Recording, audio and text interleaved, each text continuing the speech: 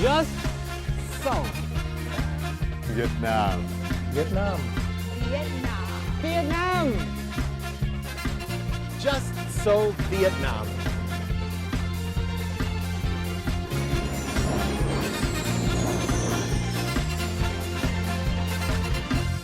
Hello and welcome to Just So Vietnam, a Vietnam travel guide and also a guide to the life here.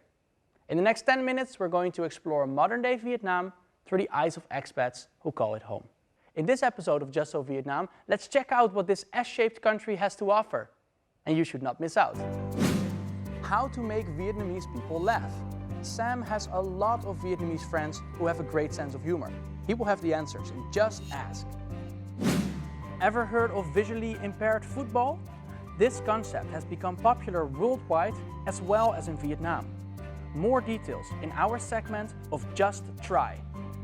And Just So Vietnam will never be complete without a useful travel tip in Vietnam. And now, as usual, just ask Mr. Know-It-All Sam Patterson any questions about travel and life here in Vietnam.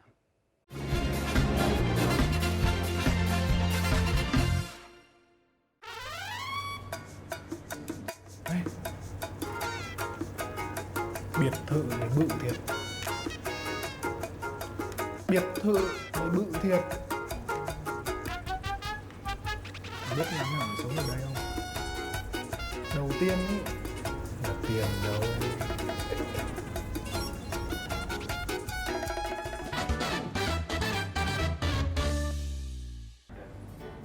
Ciao bạn. As an expat living in Vietnam, I often hear my local friends playing around with the language.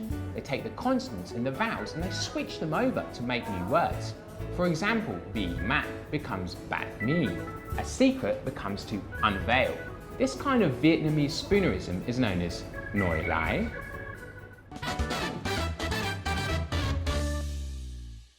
Nói lai is widely used by Vietnamese people. It appears in every form of communication, from written literature through to everyday conversation. Mastering Nói Lai is a great way to make your local friends laugh.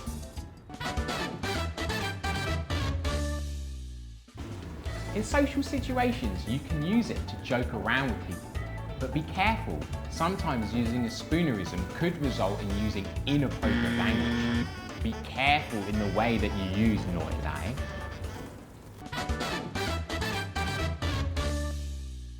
Make sure you understand what the words mean after the use of Nói Lai. There are some poets in Vietnam, such as Hồ Xuân Hương or Trang Nguyen, who make strong use of these spoonerisms to hide a very inappropriate meaning to their work. Do not read their work after you have used Nói Lai. You've been warned. So, there you have it. Nói Lai is a funny way for Vietnamese people to make jokes. So what about you? Have you seen Vietnamese people making jokes in any other ways? Or what sort of things do they find funny? Get in touch on Facebook or YouTube and leave us a comment. I'll be back next episode with more.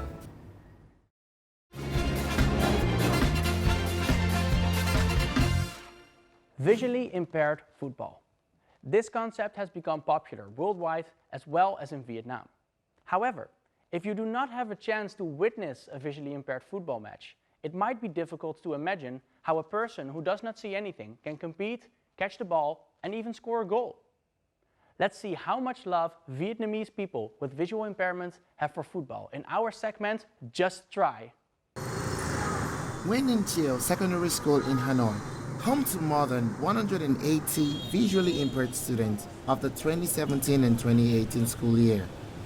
Nguyen Ninh Chieu Secondary School in Hanoi is one of the leading schools in Vietnam for community sport games for disabled children, particularly football. The school's football team of visually impaired students was founded in 2003 in order to provide the same entertainment opportunities that sighted persons enjoy. We are watching a friendly visually impaired football match between the 90th school year alumni of Nguyen Ninh Chieu Secondary School in Hanoi. They are all members of the school's football club back then. Our guest host CJ, who is watching the show, will tell us more about this special match.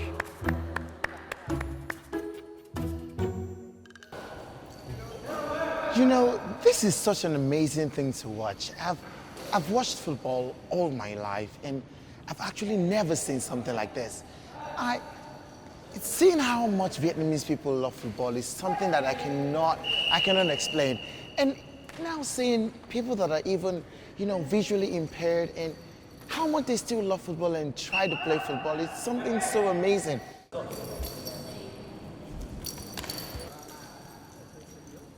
Hello. Hello các anh. Xin chào. Em chào anh, em chào anh.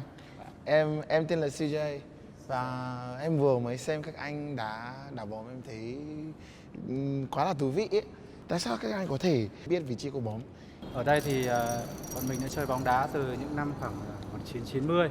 Lúc đầu tiên thì làm nào để biết bóng vào thì cũng đá giống như kiểu ở ngoài đường phố ấy. Đúng rồi. Người Việt Nam gọi đó là kiểu gôn tôm. Rồi bọn mình cũng xếp hai viên gạch ở hai bên và đặt một cái que lên đấy. Thì sau đó thì đá bóng sệt và ví dụ nó sút vào cái que đấy, nó tung cái que lên thì là mình sẽ biết là vào. Ở trường Nguyễn Đình Chiểu đây thì các thế hệ các em ở sau đây thì lại được gặp các thầy cô mà được gặp các cái chuyên gia mà họ biết về bóng đá khiếm thị trên thế giới. Họ đến họ hướng dẫn rồi thì các bạn ấy có luật. Còn như thế hệ của mình thì mình với các anh mặc áo đỏ đây thì toàn đá theo kiểu tự phát và kiểu tự sáng tạo ra luật thôi. Tự sáng tạo ra luật. Wow. Thế hôm nay em cũng rất là muốn trải nghiệm, thì các anh có thể dạy em cách đá có được không? Em muốn trải nghiệm lắm. Anh cảm tưởng này, ở trong quả bóng nó rất đặc biệt, nó sẽ có một trái chuông. Tức là mục đích của mình là sử dụng thính giác, lắng nghe, sử dụng thính giác để xác định cái vị trí bóng di chuyển đến mình. Đấy, tức là nó sẽ khi lăn trên sân nó sẽ có cái tiếng kêu như này. Còn nó sẽ mà biết mình sắp đâm vào người thì sao? Đấy, thường khi trong thi đấu thì nó sẽ có một cái bảo hộ này, cái tay này sẽ che cái vùng mặt, tay trong vùng mặt này, và cái phần tay dưới sẽ che hạ bộ để di chuyển. Thi đấu bóng đá dành cho học sinh khiếm thị là nó sẽ có rất nhiều sự hỗ trợ. Đấy là sẽ có huấn luyện viên của mình ở sau gôn đối phương. Thế hôm nay có hỗ trợ em không? Ok.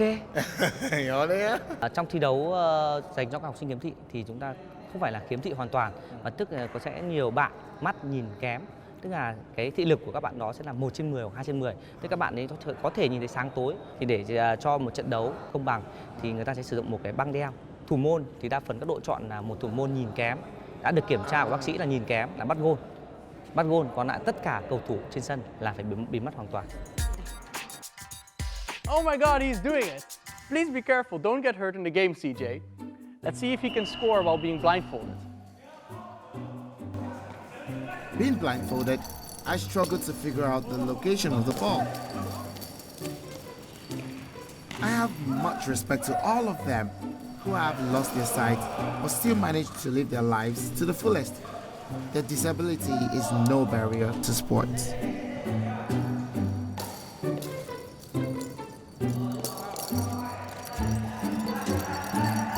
Vào đi.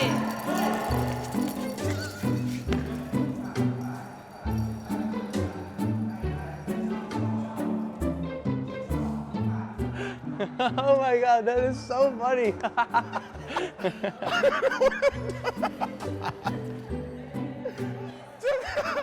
Chả biết mình ở đâu luôn.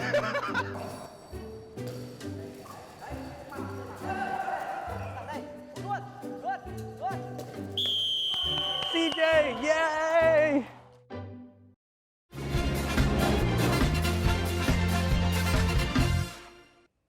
Are you a solo traveler? Then you should definitely come to Vietnam. The country has been recommended by Lonely Planet, the largest travel guide book publisher, as one of the best places for solo travel. Stay tuned as we've got tips for solo travelers in Vietnam in our segment of Just Go!